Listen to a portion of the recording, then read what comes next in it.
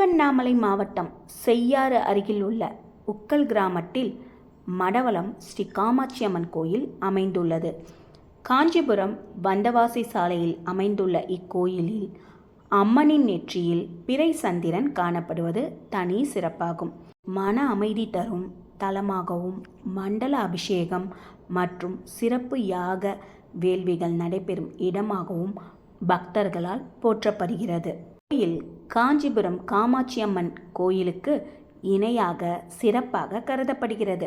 தல வரலாற்றின்படி ஒரு சமயம் இப்பகுதியில் வறட்சி நிலவிய போது அம்மனுக்கு அபிஷேகம் செய்ய பாலின்றி பூசாரி வருந்தினார். அப்போது அம்மன் அருளால் தரையில் இருந்து இயற்கையாக பால் சுரந்து அபிஷேகம் செய்ய பயன்பட்டது என்ற அதிசயம் கூறப்படுகிறது. பக்தர்களின் நம்பிக்கையை வலியுறுத்துகிறது. காமாட்சி அம்மனின் திருவுருவம் காஞ்சி காமாட்சியை போன்றே மிகவும் சாந்தமான மன அமைதி தரும் வடிவில் உள்ளது. காஞ்சிபுரம் வந்தவாசி சாலையில் உள்ள உக்கல் கிராமத்தில் தான் இந்த கோயில் இருக்கு. பார்வதி தேவி ஈசனை அடைவதற்காக மாங்காட்டில் பஞ்சாக்னி தவம் புரிந்த பின் காஞ்சியில் தவம் தொடர்ந்தார்.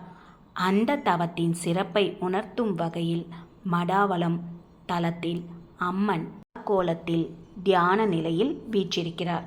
இத்தல அம்மனின் நெற்றியில் பிறை சந்திரன் காணப்படுகிறது. இது சிவனின் அம்சத்தை அம்மன் தன்னுள் கொண்டிருப்பதை குறிக்கிறது. மடா என்பது தவத்தையும் வலம் என்பது சிறப்பையும் குறிக்கும்.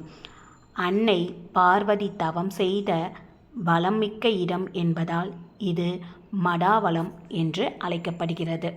சிவனின் கண்களை பார்வதி விளையாட்டாக மூடியதால் உலகம் இருண்டது. இதனால் கோபமடைந்த சிவன் பார்வதியை பூலோகத்தில் தவம் செய்ய கூறினார். பார்வதி மாங்காட்டிலும் பின் காஞ்சியிலும் தவம் செய்து ஈசனை மனம் புரிந்தார். மடாவலம் காமாட்சி அம்மன் கோயில் காஞ்சிபுரம் ஏகாம்பரநாதர் கோவிலுக்கு மிக அருகிலேயே அமைந்துள்ளது.